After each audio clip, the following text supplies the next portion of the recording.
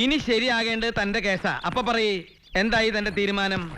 എപ്പോഴും സ്റ്റേഷൻ കെട്ടിടം കേശവൻ സാറേ. ആ വെള്ളം അങ്ങ് വാങ്ങി വെച്ചേരി നായരെ. അത്ര തിടുക്കുള്ള കെട്ടോണി പിന്നെ എന്തിനാണോ ഓലത്താൻ പോയത്?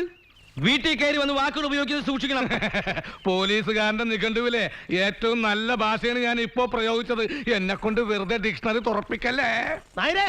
അയ്യോ, വൈറ്റ് ഹൗസ് കത്തുമ്പോൾ ബുഷിന്റെ ഒരു വീട് കത്തിക്കില്ലേ? White house കത്തിയോ? എപ്പോ? ഇന്ന് വെളുപ്പിന് 6:30. അയ്യോ, കത്തിയോ? വർഷങ്ങളായിട്ട് ആ പോലീസ് സ്റ്റേഷന്റെ വാടകയോ തരുന്നില്ല. എന്നെങ്കിലും ഒന്ന് ഒഴിഞ്ഞു തരാന്നുള്ള ഒരു ഉറപ്പോ അതുമില്ല. ടൂറിസ്റ്റുകളെ ആകർഷിക്കാൻ സർക്കാർ കോടികളാ മുടക്കാൻ പോണത്. പിന്നെ ഈ പൊന്നാരിമംഗലത്തേക്ക് സായിപ്പ്മാരും മദാവന്മാരും ഒഴുകല്ലേ. ആ കെട്ടിടം കിട്ടിയിട്ട് എന്റെ തിരുമകേന്ദ്രം ഒന്ന് വികസിപ്പിക്കാന്ന് വിചാരിച്ചപ്പോ അതെ, ഞങ്ങളവിടെ എത്തിയിരുന്നത് ഡെയിലി കള്ളന്മാരെ. നിങ്ങളൊന്ന് നിർത്തിക്കാൻ. ഇതിന് വലിയ പ്രശ്നത്തിൽ ഈ ഗ്രാമം. പട്ടാളം വരണ വിവരം നായർ അറിഞ്ഞു കാണല്ലോ. വരട്ടടോ, പട്ടാളം വന്നിട്ട് വേണം ഇവിടുന്ന് ചെലവന്മാരെ കൊന്ന് തുരത്താൻ. പട്ടാളോ? സാറൊന്നും അറിഞ്ഞില്ലേ?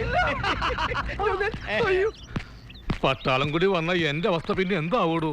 വില പോകുന്ന ഉറപ്പാ. അതിനു മുമ്പ് താൻ എന്നെ ഏതെങ്കിലും ഒരു ഓണം കേറാൻ മൂലെ കൊണ്ട് തട്ടടോ. ഇവിടെ ഉള്ളത് ആകെ ഒരു അടക്കാമോഷണോ തേങ്ങാമോഷണോ. പട്ടാളം കൂടി വന്ന അതും നിന്നു പോവും. താൻ പറ, തന്റെ ഗ്രൂപ്പിൽപ്പെട്ട ആരെങ്കിലും ഞാൻ പിടിച്ചു തുരുട്ടാം. അങ്ങനെയെങ്കിലും ഒരു സ്ഥലം മാറ്റം. ഇതിനിടയിൽ സാറിന് ഇവിടുന്ന് തട്ടാനോ? എന്റെ പടച്ചോനെ.